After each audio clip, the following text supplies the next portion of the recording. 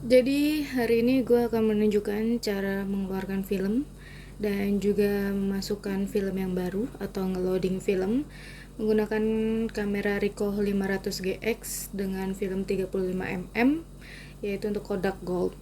Nah, di sini udah ada kameranya dan gue akan mulai sekarang.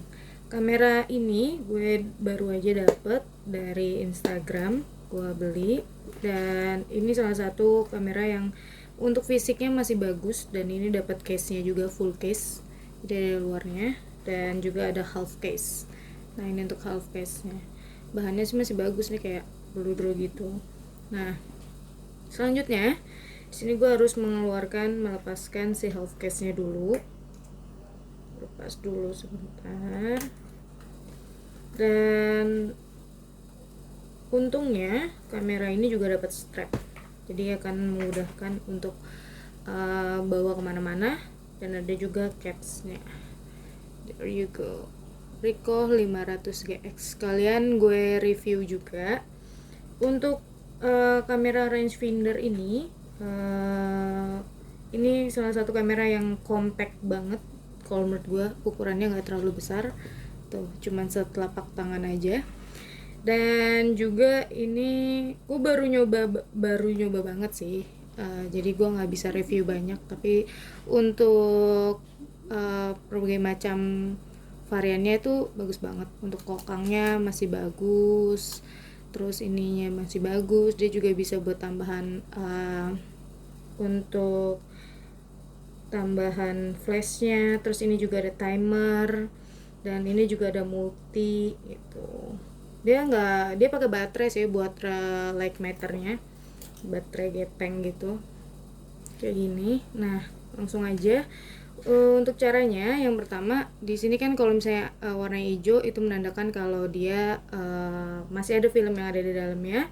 Terus ini ada film counternya. Nah, ini bermasalah di film counternya. Jadi film counter di kamera gue ini nggak ada atau nggak jalan film counternya. Jadi ya mau nggak mau gue nggak tahu udah berapa film yang udah gue pakai. Tapi that's okay. Oke, yang pertama kita klik dulu pada bagian bawahnya. Nah, ini untuk merewind. Selanjutnya kita putar aja di bagian sini.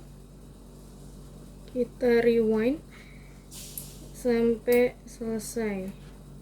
Oke, ini little bit agak susah ya. Gue nggak tahu udah habis, jadi kayaknya ini akan text time. Tapi udah ngelos. Jadi harusnya udah selesai. Wait. Kok kayaknya lepas. Kita buka aja coba. Jadi kalau untuk membukanya ditarik. Oke, masih ternyata.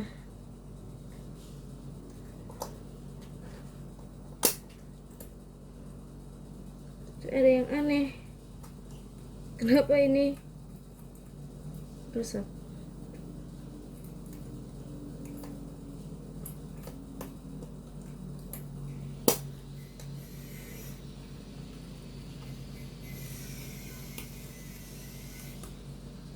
Oke, something wrong with my. Kita akan stop dulu. Oke, udah balik lagi. Jadi tadi udah kita putar karena tadi membutuhkan waktu dan sedikit lepas. Udah selesai kita putar, baru kita tarik. Nah, untuk membukanya udah kayak gitu aja, kita tarik. Terus kita buka untuk dalamnya. Nah, kurang lebih kayak gini. Posisinya si lidah dari si filmnya ini udah selesai. Gue pakai kalau tipe monokrom 200, dan gue nggak tahu hasilnya kayak gimana. Bakal kita coba. Nah, kalau yang ini adalah back and white negative film 27 exposure dan 200 ISO, dan juga untuk prosesnya menggunakan ECN2 kayak gini. Nah, beda dengan Kodak Gold atau Fuji C200 itu menggunakan C41. Sorry kalau gue salah ataupun lupa, kayaknya gitu.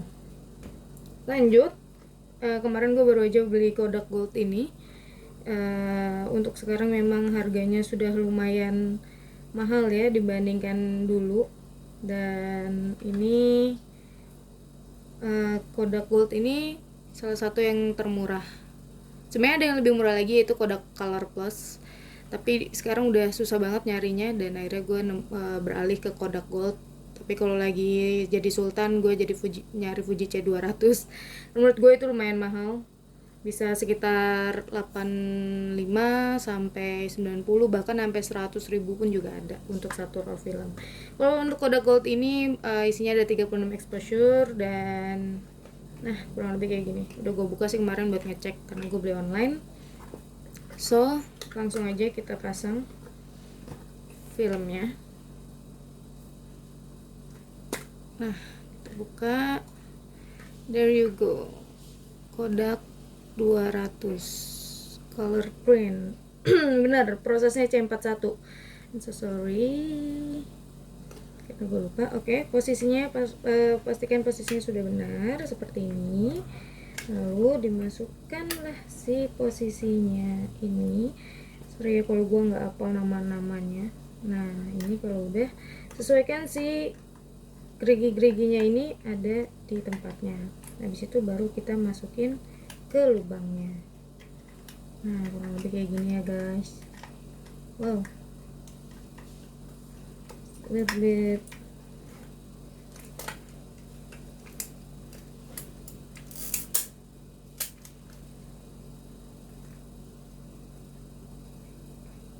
Nah, kalian bisa lihat nih, di sini tuh ada pengaitnya.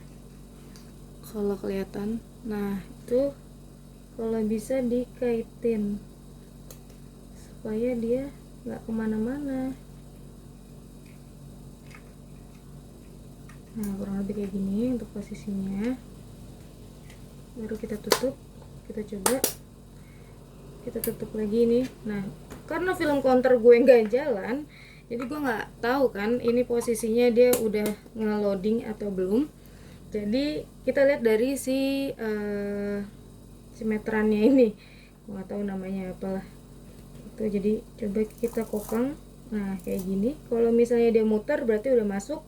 Kalau misalnya udah kita kokang, bisa dilihat ini ada warna hijaunya. Nah jadi ini bisa langsung aja kita pejret.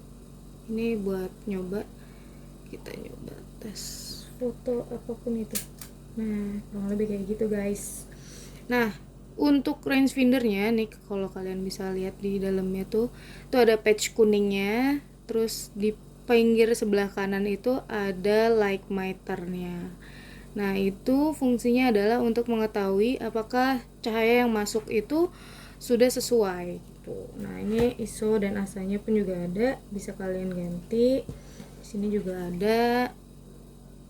Nah ini untuk jaraknya dari 0,9 atau 3 sampai di sini ada berapa ini? Infinity atau tidak terbatas ya, 10 atau 30. Terus yang ini sudah dari 500 sampai 0. Ya kurang lebih gitu sih. Gue masih belajar banyak untuk penggunaan rangefinder dan semoga bermanfaat untuk videonya. Gue mungkin akan menyertakan juga sedikit foto-foto hasil kamera gue yang kemarin. Oke, sorry. Thank you for watching.